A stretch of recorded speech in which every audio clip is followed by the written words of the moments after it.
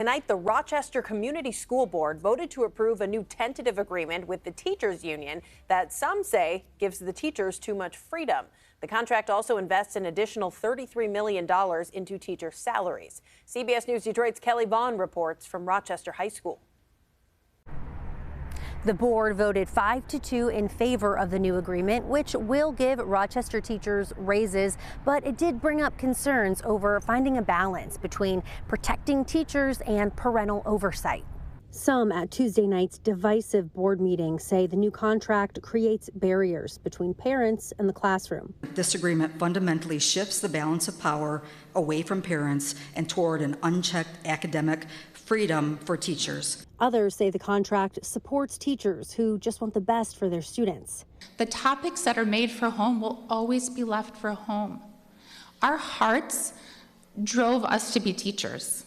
After hearing public comment, the board voted to approve the new contract with the Rochester Education Association. 2 of the 7 board members voted against the agreement, including trustee Andrew Weaver. The language, again, is so vague that it absolutely could lead to, again, my concern is legal implications of how do we deal with this if a teacher files a grievance. He says one of his issues with the contract is the language, stating that any recording in the classroom can only be made with teacher permission. The president of the Rochester Education Association says this rule is nothing new. For the last 2 years, every teacher, every student, we've been operating under this, and there haven't been any problems.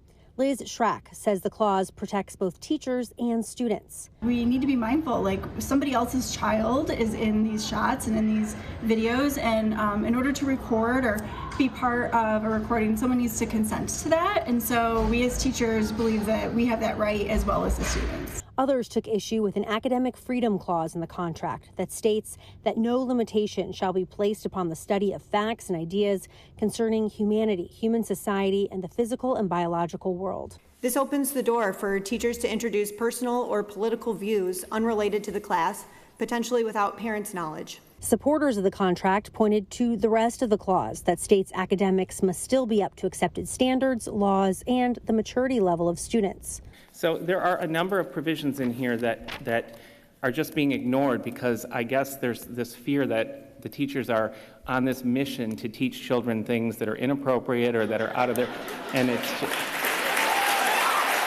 Schrack says academic freedom can attract and retain the best teachers, along with the raises that the new contract provides. We're going to be paid towards the top of the Oakland County salary schedule, and we believe that that's going to attract new and younger teachers to Rochester. I spoke with parents here tonight who on one side say they don't want teachers dictating what their children can learn about, and then parents on the other side who say they don't want those parents deciding what their children can and cannot learn.